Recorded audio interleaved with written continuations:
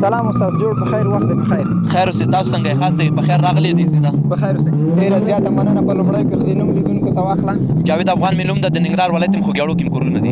ډېره زیاته مننه نن دغه پروګرام ته د نمایش ته د ننګرهار څخه راغلی وې نه زه خو خپله دلته کابل اولمپیک کې یم او دلته تمرینات ترسره کوو او دغسې زموږ رئیس راتلو ویلو چې دغلته هم به ته یو څو نمایشونه ترسره کړي نو په دې خاطر باندې موږ هم راغلو چې یو څو نمایشونه ترسره کوو موږ خو وسایل ځان سره پوره نه راوړي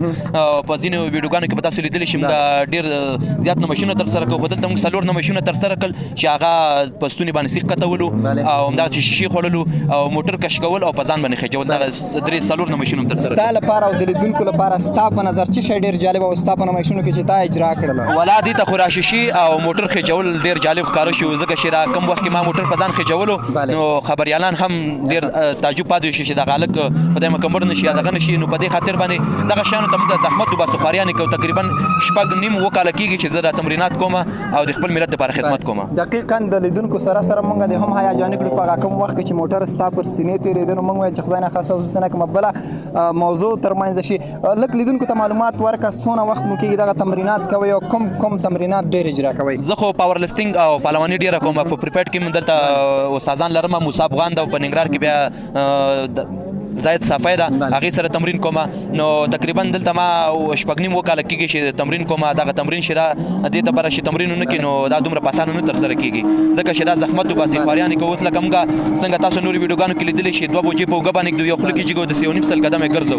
همداسې په ګرمو غوړو باندې مخ مینځو 100 دانې چارمغز په 15 ثانیو کې موږ په سر باندې ماتو همدغسې کوپرې په سر باندې ماتو شیشې خورم پاکیانې خورم میخونه خورم سیمخالدارې په غاښونو باندې شکوم ځینې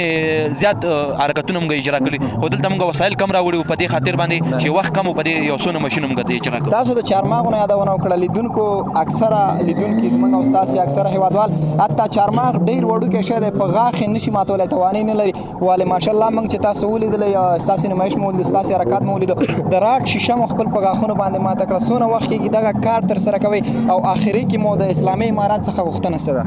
دغه خو تقریبا 6 میاشتې کېږي چې دغه شیشې خوړل ما روباسلي دي او دغسې لکه مخکې مې میخونه خوړل پاکیانې مې خوړلې خو هغه میخونه پاکیانې زیان رسوي او دا شیشې بیا دومره زیان نه رسوي نو په دې خاطر باندې دغه کارونه ترسره کوو د اسلامي امارت څخه مې دغه غوښتنه ده چې دغسې ورزشکاران باید چې سپانسر کړي ونازوي تر څو په راتلونکي کې غټ کارونه ترسره کړي نن چې موږ پاتې یو د اقتصاد د وجې پاتې یو که چېرته موږ دولت موږ سره مرسته وکړي او سپانسر هم پیدا شي نو موږ کولی شو چې په راتلونکي کې غټ کارونه هم ترسره کړو په دا اوس وخت کې زه 3 موټره په خوله کې کشوم رینجرې او همدغسې ټوډیانې 15 دانې کشوم او په ځینو نمایشونو کې ما خان بابا ته چلنج هم ورکړو چې ما کشتر په خوله کې کش که 15 شات مې کش کو ما ټیلر ته آمادګي نیولی شو ټیلر کش کړم په هغه بیا رانه شاته شو په دې خاطر باندې چې افغانان ته زه چلنج نه ورکوم نو زه وایم چې ورزشکاران یو بل ته باید چې په خپل ډګر کې چلنج ورکړي نو که هغه کوم نمایشونه ترسره کوي نو زه پرې د دې میک څخه غږ کوم چې دغسې د خلکو په وړاندې یو نمایش ترسره کړه چې خلک دې وګوري ډېره زیاته مننه کور مو ودان چې وخت مو راکړ ستړي هم یاستئ بخښنه غواړم کور ودان ډېره زیاته مننه درنو لیدونکو تاسو د دې ورور خبرې واورېدلې د خپرونې تر پایه پورې همراه مو باشین بیننده مو باشین